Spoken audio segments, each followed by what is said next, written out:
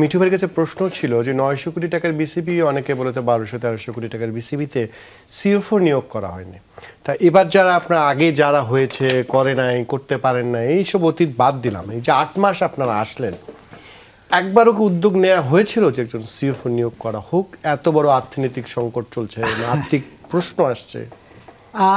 না, এটা ঠিক, সিএফও তো নেওয়া হয়নি, এটা আমাদের অ্যাকচুয়ালি প্রায়োরিটি হওয়া উচিত ছিল। কিন্তু আমরা একজন খুব ভালো অ্যাডভাইজার জয়েন করেছেন, উনি চার্টার্ড অ্যাকাউন্টেন্ট, উনি ওভারসি করছেন।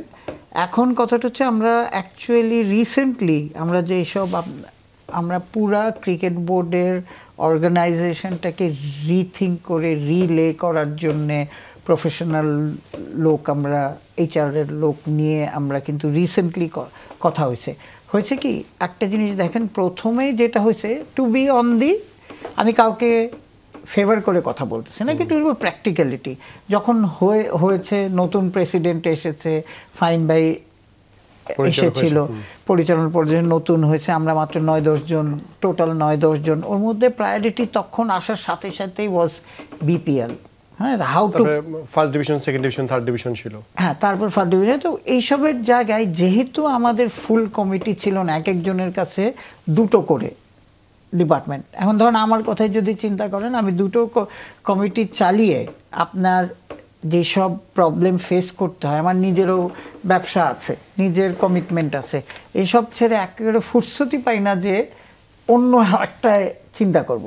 তো সুতরাং আমরা যদি বেনিফিট অফ ডাউট আমাদের প্রেসিডেন্ট সাহেবকে দিই, তাহলে নিশ্চয়ই লঙ্গার রানে দিস ইজ, আমি অ্যাজ আ বিজনেসম্যান বলবো, this is very important to have a proper accounts department and CFO with such a big organization.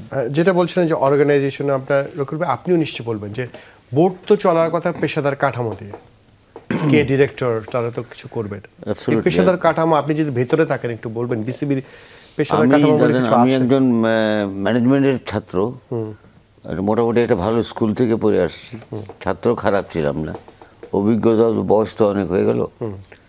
আমি মনে করি, এবং যে কোনো ক্রিকেট ওয়ার্ল্ডের দেশ, টেস্ট প্লেইং কান্ট্রি বলেন, সবগুলো যদি তাকান, মোস্ট অফ দেম তাদের প্রেসিডেন্টের নাম কেউ বলতে পারবে?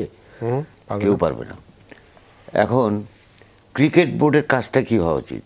আমার পাশেই একজন ক্রিকেট বোর্ডের ডিরেক্টর বসে আছেন, আমি am sure he will also agree with me, because he comes from a management background as well. The policy, cricket বোর্ডের মেইন কাজটা হবে পলিসি ঠিক করা। ক্রিকেট বোর্ডের পলিসি তিনটা কাজ হওয়া উচিত। Number one, they will formulate the policy of the activities of cricket বোর্ডের। Number two, they will approve the budget. They will approve the budget from the concerned departments. Number three, they will oversee. They will have the right to oversee. Now, এখন এটাকে যদি আমরা ভেঙে বলি যে এখানে একটা মোটা দাগে যদি বলতে হয়, ক্রিকেট বোর্ডকে এখন সময় এসে গেছে কর্পোরেট ম্যানেজমেন্টের এখানে ইনভলভমেন্ট হইতে হবে, ইনস্টলেশন। কর্পোরেট ম্যানেজমেন্ট যেটা আমরা বলি, এখানে ডিপার্টমেন্ট, অনেকগুলো ডিপার্টমেন্ট আছে, 8-10টা ডিপার্টমেন্ট তো আছেই। এইখানে ম্যানেজার থাকবেন বা তার সঙ্গে আরেকজন থাকবেন, দে উইল বি প্রফেশনালস।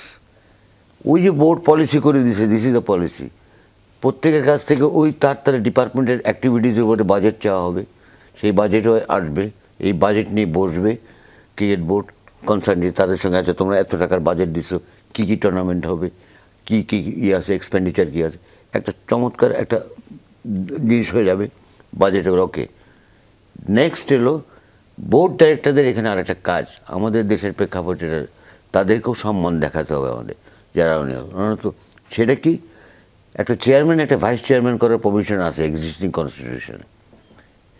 আপনি যদি দুজনকে রাখেন একটা ডিপার্টমেন্টের ওভারসি করার জন্য, স্পেসিফিক রেসপন্সিবিলিটি, ধরেন গেম ডেভেলপমেন্টের, আপনি দুজন ডাইরেক্টরকে রাখেন, তো একদম স্পেসিফিকলি তারা ওইটার তাদেরকে সাপোর্টটা দিবে, ওভারসি করবে, ঠিক হচ্ছে কি না। এখন যখন আপনি কর্পোরেট ম্যানেজমেন্ট করবেন, যারা কাজ করবে, প্রফেশনাল যারা আছে, তাদের স্বাধীনতাটাও সঙ্গে আপনাকে এনশিওর করে দিতে হবে, এবং দে উইল বি লায়াবল